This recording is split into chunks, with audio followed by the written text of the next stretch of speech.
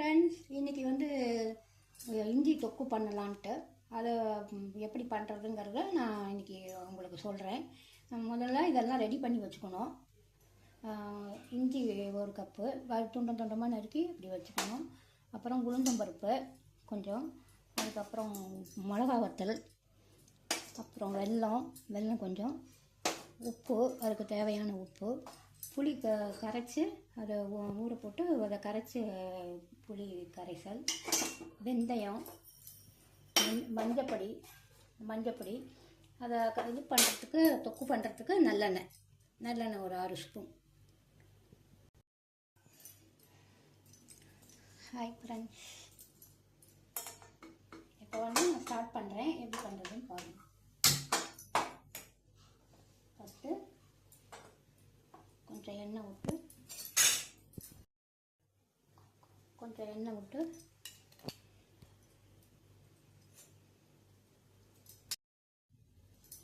இந்த உளுந்தம் பருப்பு போட்டு வறுத்துக்கணும்.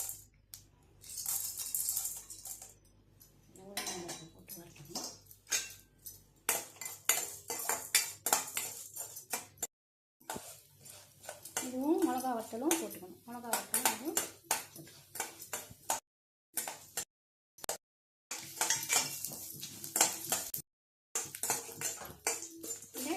இதில் போட்டு வச்சுக்கணும்.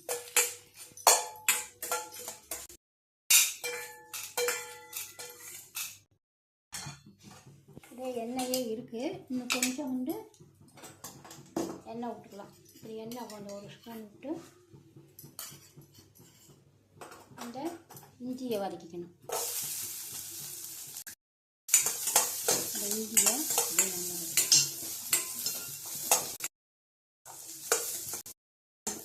இந்த ஸ்மெல்லு போகிற மாதிரி இப்போ எல்லாம் இப்படி வதக்கணும். அப்படி செவப்பாக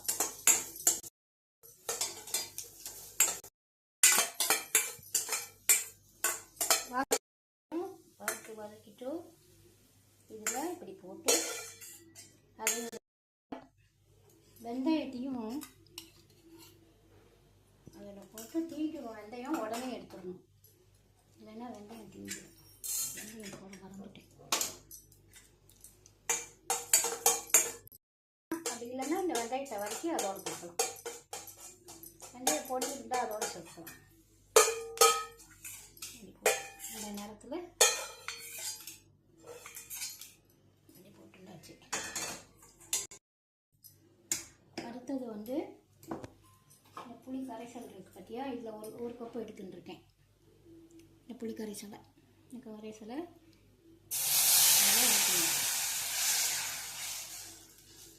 ஊற்றிட்டு கொஞ்சம் வேணால் ஊற்றிக்கலாம். இந்த ஒரு கப்பு போகிறோம், இன்னும் கொஞ்சம் வேணால் ஊற்றிக்கலாம். அப்படியே போடணும். இது கொதிக்கிறதுக்குள்ளே அதை அரைச்சி வச்சுட்டுறணும்.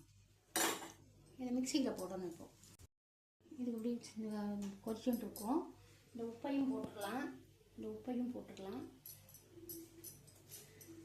போட்டுட்டு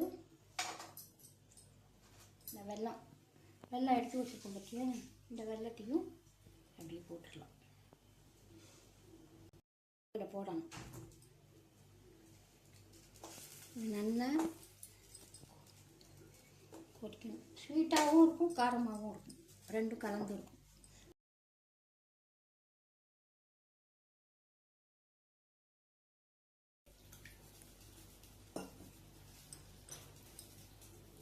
இது கொதிச்சுட்டு இருக்கட்டும்.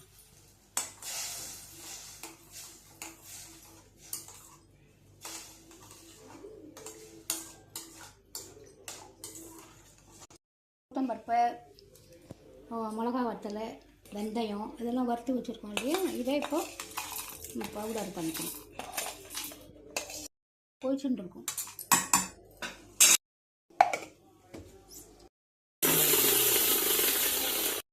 இந்த மாதிரி பவுடராக பண்ணிக்கணும். இன்னும் கொஞ்சம் நான் வறுபடணும். நல்லா நைஸாக அரைச்சிக்கணும்.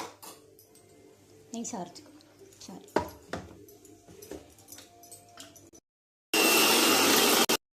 பவுடர் இப்படி அரைச்சிக்கணும் நைஸாக. காமிக்கிறேன். ஒரு தட்டில் போட்டு இந்த இந்த மாதிரி இப்படி அரைச்சிக்கணும். உளுந்தம்பருப்பு, வெந்தயம், மிளகா வத்தல் 3 வறுத்து இந்த மாதிரி பவுடர் பண்ணிக்கணும். இந்த பாட்டு பாக வந்துருக்கு அரைக்கணும். இப்போது இதை அரைச்சிக்கணும். இதை வந்து வதக்கின மொழியோ இஞ்சியை, அந்த இஞ்சியை வந்து இதில் போட்டு நெய்ஸாக அரைச்சிக்கணும்.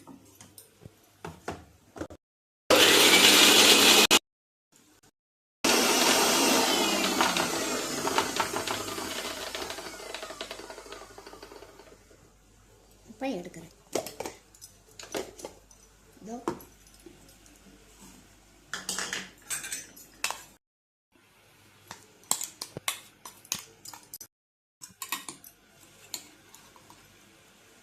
கொஞ்சம் நைஸாக அரைச்சிக்கணும்.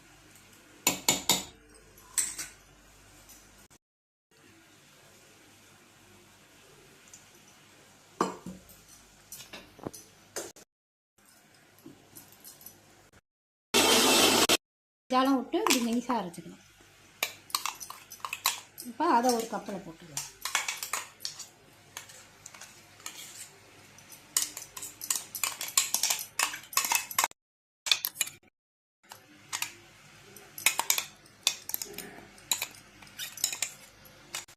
அதுக்குள்ளே இங்கே பாகு ஆயிடுச்சு. இதுவும் சிம்மில் வச்சு தான் பண்ணணும். இப்போது இதெல்லாம் வச்சுப்போம்.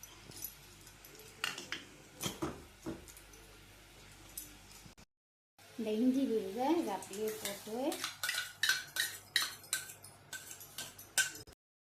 இந்த இதையும் போடணும். இந்த பவுடர் பண்ணி வச்சுருக்கோம் இல்லை உளுந்தம்பருப்பு அதை இஞ்சி இப்போ இதை கலர வேண்டியதான்.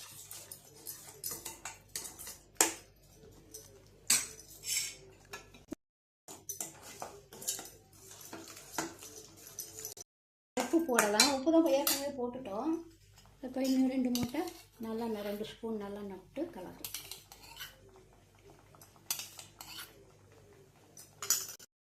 சாத்தில் பசந்தி கூட சாப்பிடலாம். இதோ அல்வா மாதிரி வந்துடும். இப்படி பண்ணணும். இது பண்ணினா மோர் சாத்துக்கும் தொட்டுக்கலாம், பெசஞ்சும் சாப்பிட்லாம்.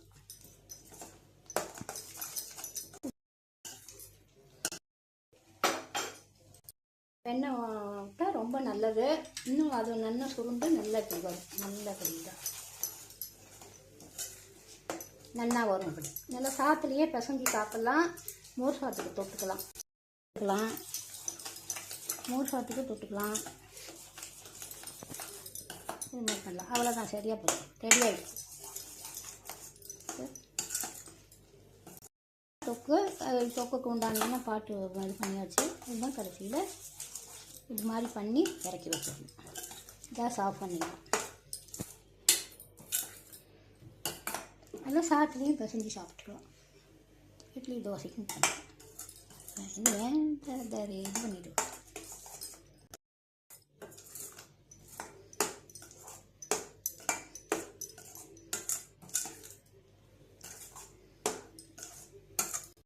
வரமிளகாய் இல்லைன்னா வரமிளகாய் இல்லைன்னா பச்சை மிளகாய் கூட அதுக்கு பதிலாக போட்டுக்கலாம். ரெடி ஆகிடுது.